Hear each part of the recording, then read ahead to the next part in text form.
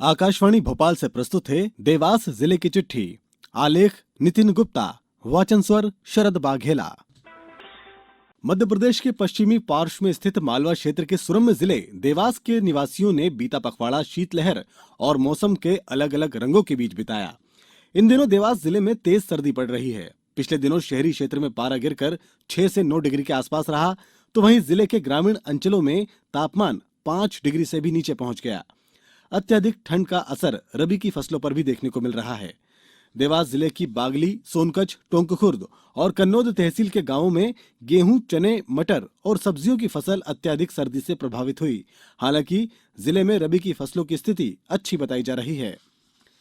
आजादी के अमृत महोत्सव अंतर्गत देवास जिले में इन दिनों विभिन्न गतिविधियों के आयोजन किए जा रहे हैं। पिछले दिनों इसके तहत विकासखंड कन्नौद, खातेगांव, टोंकखुर्द, सोनकच्छ में स्व सहायता समूह की दीदियों को पोषण आहार, पोषण वाटिका पर प्रशिक्षण दिया गया। जागरूकता रैली निकाली गई। जैविक दवाई की जानकारी और आंगनवाड़ी केंद्रों पर जागरूकता कार्यक्रम आयोजित किए गए। अमृत महोत्सव अंतर्गत जिले में व्यवसायिक वाहन चालक के लिए देवास बस स्टैंड पर निःशुल्क नेत्र परीक्षण शिविर का आयोजन किया गया। इसी प्रकार जिला जेल देवास में बंदियों के लिए आजादी का अमृत महोत्सव के अंतर्गत सांस्कृतिक कार्यक्रमों और जेल खेल प्रतियोगिता का आयोजन किया गया।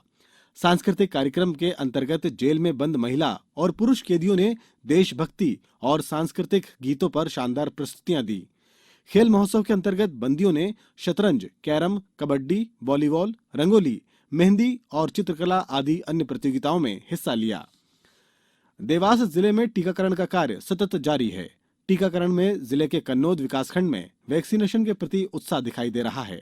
जिले में अब तक वैक्सीन के 22,11,060 डोज लगाए गए हैं। जिले में कोविड संक्रमण से रिकवरी रेट 98.29% है। इन दिनों देवास जिले में स्वास्थ्य विभाग द्वारा परिवार कल्याण कार्यक्रम के अंतर्गत मिशन परिवार विकास पखवाड़े का आयोजन किया जा रहा है। इस दौरान जन जागरूकता के लिए सारथी रथ के माध्यम से परिवार नियोजन संबंधी परामर्श दिया जा रहा है। प्रचार प्रसार और गर्भ निरोधक सामग्रियों का भी वितरण किया जा रहा है। देवास जिले में विटामिन ए की खुराक देने के लिए दूसरे चरण की शुरुआत हो चुकी है। यह अभियान 12 फरवरी तक चलेगा। इस अभियान के अंतर्गत स्वास्थ्य विभाग और महिला एवं बाल विकास विभाग के संयुक्त दल द्वारा 5 वर्ष तक की उम्र के बच्चों वाले परिवारों के घर घर जाकर संपर्क कर बच्चों में पाई जाने वाली बीमारियों की सक्रिय पहचान और उचित प्रबंधन सुनिश्चित किया जाएगा।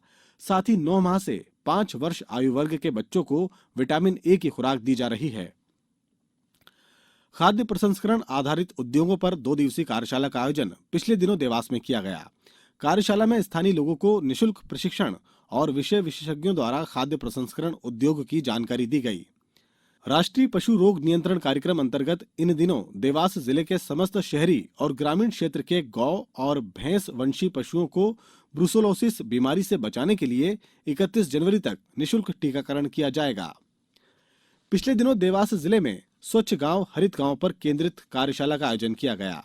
कार्यशाला में खातेगांव जनपद पंचायत के युवा मंडल के सदस्यों ने हिस्सा लिया। कार्यशाला में नेहरू युवा केंद्र के उपनिदेशक अरविंद श्रीधर ने स्वच्छ गांव हरित गांव अभियान में युवा मंडलों की भूमिका पर विस्तार से जानकारी दी। पिछले दिनों जाने माने संगीतज्ञ उस्ताद रज्जब अली खां की 63वीं पुण्यतिथि पर उनके स्मारक स्थल पर भव्य आयोजन किया गया। इस दौरान आयोजित सुरांजलि समारोह में काजल नागेश्वर द्वारा राग मालकोश, राग यमन में सुंदर प्रस्तुतियां दी गई। उनके साथ तबले पर देवेंद्र नागेश्वर ने संगत दी, जिसको सुनकर श्रोता मंत्रमुग्ध हो गए। जिले की चिट्ठी समाप्त हुई।